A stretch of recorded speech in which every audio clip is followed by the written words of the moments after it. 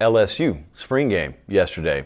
Defense is still a concern here. I don't want to beat around the bush. Their defense was bad last year. Scratch that. Defense was terrible last year. And they gutted the staff, and a lot of the same players are there. They went and got the defensive coordinator, defensive line coach from Missouri, went and got Bo Davis from Texas. Just A+++ for the staff overhaul that Brian Kelly and company did. However, the roster is still a giant question mark.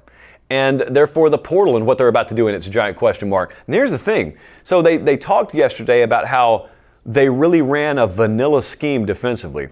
Well, yeah, that's okay. You're not the first, nor are you the last to do that. But you still had guys looking confused, and you claim to me you're not even running anything. So that, to me, is not a good sign. And you had a lot of former 4- and 5-star talent out there that do not play at that level. And that has nothing to do with the new staff. The new staff inherits whatever they inherit. And I'm talking about the defensive staff. But, man, elsewhere, Nussmeier, 7 for 7, 187 yards, 2 touchdowns. He'll be plenty good enough. I actually believed in Nussmeier 2 years ago. I thought they could have played him then.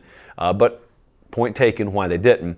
Wide receiver core, going to be deep and talented. They'll have the offensive line and ground game, or should, to run the ball and kill clock if necessary, like the other components of this offense look good.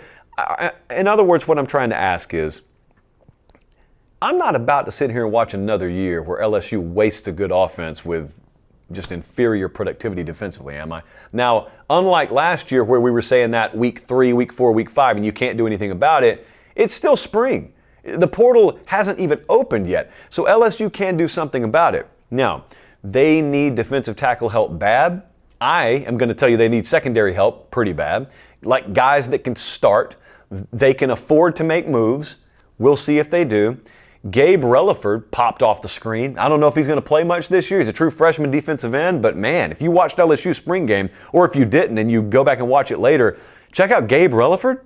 That's what LSU defensive players are supposed to look like. They're supposed to look like they were just born that way.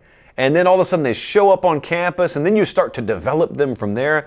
But this is a team that could be top 10.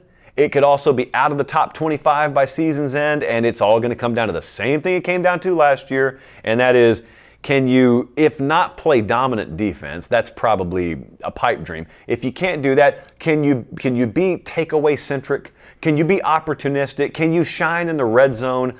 Can you do certain things well enough to where if Garrett Nussmeier and that offense carry the weight, I mean, like last year, had a top 30 defense, you probably would have played for a national championship.